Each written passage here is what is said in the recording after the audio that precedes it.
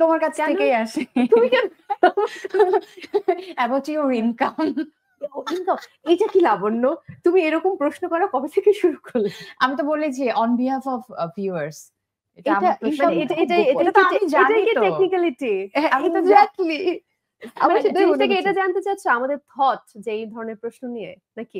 না আমি ডিরেক্ট অ্যামাউন্টটাই জানতে চাই, অ্যামাউন্ট জানতে চাই, হ্যাঁ ইনকাম কত। আচ্ছা এটা দর্শকের কাছে না জানাই থাকুক, এটা তো খুবই একান্ত, বলো এক এক মাসে তার মানে আমি বুঝে নিলাম যে অনেক অনেক অনেক টাকা।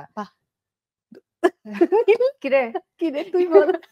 নিলে মৌ যেহেতু বলেনি আমি আর কি বলবো, মানে তোমরা কি মানে ইনকাম ট্যাক্সের ভয়ে কোন বিষয় না ট্যাক্স আমরা নিয়মিত পরিশোধ করি। আচ্ছা জোকস অ্যাপার্ট, এতটুকু বলতে চাই যে আমি যেমন পুরোপুরি একজন উপস্থাপক, এটাই আমার পেশা, এটা আমি বলতে গর্ববোধ করি এবং এটা আমি জানাতেও গর্ববোধ করি। যে অনেকেই ধারণা করে যে মানে অনেকের থাকে না, শিল্পীরাও মাঝে মাঝে বলে যে আমাদের প্রফেশনটা নিয়ে এরকম একটা আক্ষেপের জায়গা থেকে বলে, অনেকে যে এসব গান করেন আর কি করেন, তো এটা আমাদেরও অনেক সময় হয় যে উপস্থাপনা করেন আর কি করেন।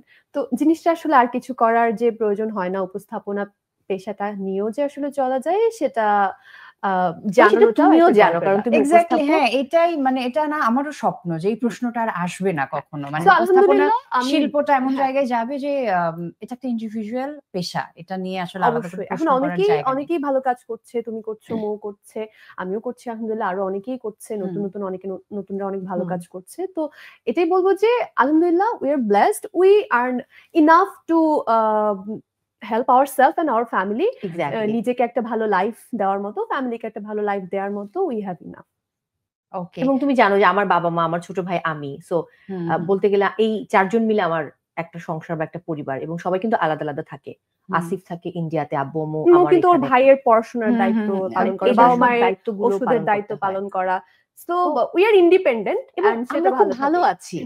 মানে এই জায়গায় একটা মজার কথা একটু বলতে ইচ্ছে করছে, সেটা হচ্ছে অনেকে যখন দেশের বাইরের কিছু ছবি দেয়, এক্স্যাক্টলি এটা আমি কথা বলতে চাই, দোস্তি বল, একটা দুইটা কমেন্ট থাকে যে উপস্থাপনা করেন বা শো করেন, এত টাকা ইনকাম করেন যে দেশের বাইরে এরকম ঘুরতে যেতে পারেন। So I just want to say yes, আপনি উপস্থাপনা করতে পারেন, আমরা সেই পরিমাণ ইনকামই করি দেশের বাইরে যাবার মতো। এবং আরেকটা ব্যাপার হচ্ছে যে আমাদের তো আসলে কাজের সূত্রে বাইরে যাবার সেই সুযোগটাও ঘটে। সো যখন আমি ইউএসএ ভিজিট করছি, আমি কিন্তু আসলে একটা প্রোগ্রামের জন্য যাচ্ছি। তুমি কিছুদিন আগে কাতারে শো করে এলে, এর আগেও আরো বিভিন্ন জায়গায় করেছো, বোধহয় তুমি ইয়াতেই সৌদি আরবে গেলে। হ্যাঁ, জাস্ট লাস্ট কাতার গেলাম, আমার ওটা মনে হলো, সেই শোটা মানে খুব ভালো ছিল না, আমি আপডেট দেখছিলাম। তো মৌ করেছে লন্ডনে। সো আমাদের যখন এরকম লন্ডন, ইউএসএ, কাতার, দুবাই এরকম জায়গায় শো হয়, সেটা কিন্তু একটা যেমন চাকরির অফিস ট্যুরে যেমন অফিসিয়াল ট্যুরে মানুষ যায়, আমরাও এমন কাজের ট্যুরেই যাই।